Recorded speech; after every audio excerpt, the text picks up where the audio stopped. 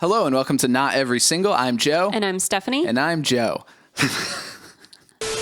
Kelly Clarkson has a new record coming out June 23rd. It's Chemistry. Now, we were pretty positive about that song Mine that came out a few weeks ago. Yeah, I had my neutral to like slightly negative reactions to it. And boy, did you guys all have a lot to say. I'm glad you love Kelly. I love Kelly. That was a really popular video for us. Yeah, people very much disagreed with you, which to be fair, you did say, I'm not saying I don't like it. Yeah, I did say I'm not saying I don't like it. I don't not like it. And now we have a very different kind of single.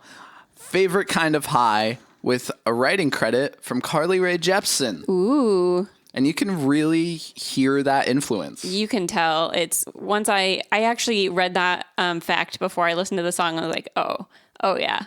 In fact, there's some people who said they would prefer that Carly Rae would have recorded it, but I personally find that to be like lateral. I think they could both kill it equally. Yeah, I agree. They can both kind of do anything with their voices. I think it suits them both well.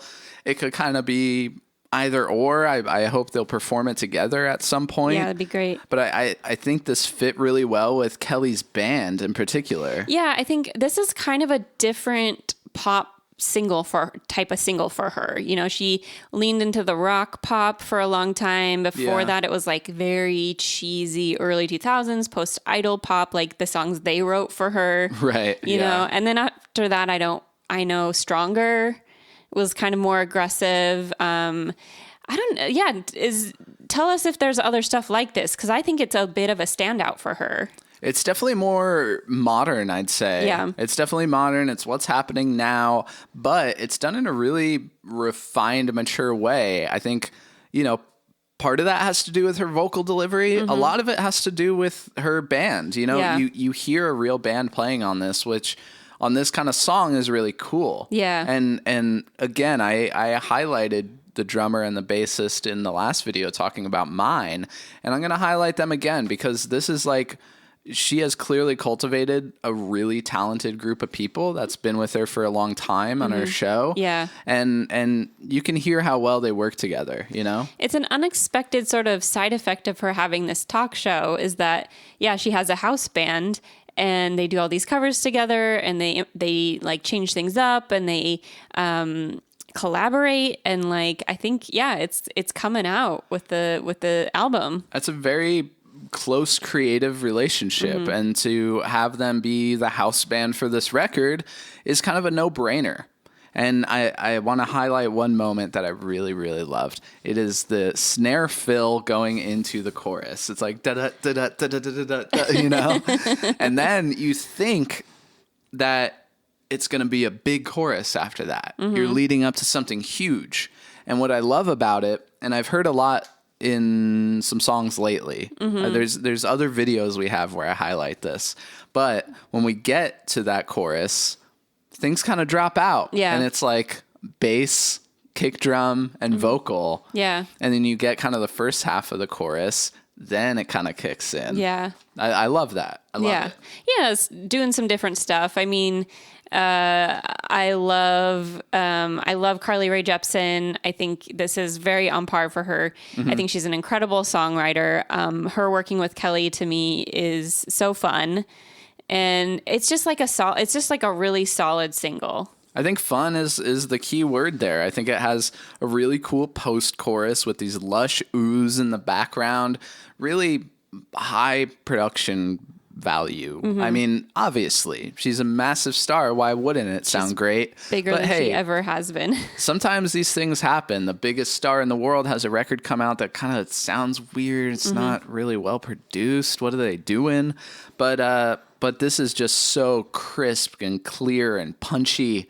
I can hear that Carly influence even on that like Edge style guitar in the beginning. Oh yeah. The Edge being the guitarist from U2. If you listen to just the first couple of seconds, it almost sounds like it's going to be like When the Streets Have No Names or something. Yeah, for sure. But I think it's kind of cool because it quickly moves into something wholly different. Oh, yeah. Like a fun, dancey, rocking in your car type of song. And we watched a little live performance and she, comes out and basically just says like, I don't want this whole album to be sad or mad. Like now she has this opportunity to like meet somebody new again or meet lots of people new again and get that sort of that fun, happy, like mysterious feeling you get. And so this is like a perfect song for this time in her life. That's such a smart way to go about it.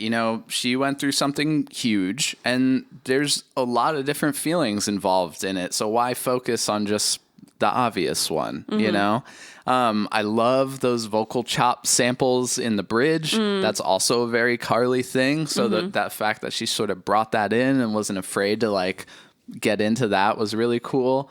I'm also just a sucker for vocal chop samples. Very cool. And then, wait, I had one more note. Hold on. All right, I put my notebook down. I don't know why. Oh, that it should have been the lead single. Yeah, this is like what I kind of expected was like, something that really grabs you and gets you excited. Clearly, like a lot of people really liked the first two singles and like I did too. And didn't have that need to be, they just, we all love her already. I guess we don't really need to be like brought in. We're just like, yeah, whatever, give it to me.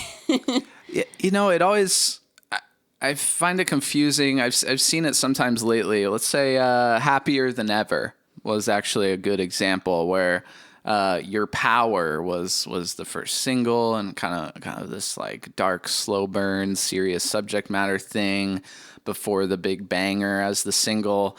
And, we see that here with like Mine and me, Me and Mine. And then this one, I don't know. I kind of feel like why not just bust down the door with the big banger first? Right. But I don't know. Maybe there's something I don't know because clearly it's working. It's been happening a lot. A lot of people are doing it. Yeah, it's interesting. What do you guys think? Should this have been the lead single? Are you excited about this record?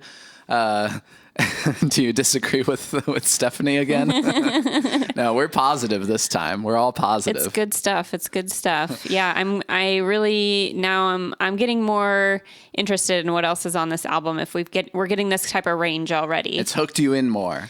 Yeah, I mean, it's not all the same thing. Yeah. And it's just so catchy, I think this will be like a big grower. Like I'll listen to it a few times and all of a sudden I'll just be like, it'll be stuck in my head all day, know? You'll be like, what? Yeah, no, that's not. It can only happen improvisationally. So I'm going to say that this also maybe has the potential to be Song of the Summer.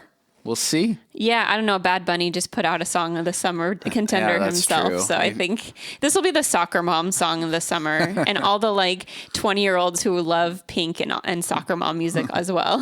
All right, I'm good with that. We'll take it. All right, now stay tuned because I have never heard the record Breakaway. We talked about it in the last Kelly video. We're going to do that soon. Joe hears Breakaway for the first time. I'm excited. I've heard like the song, right?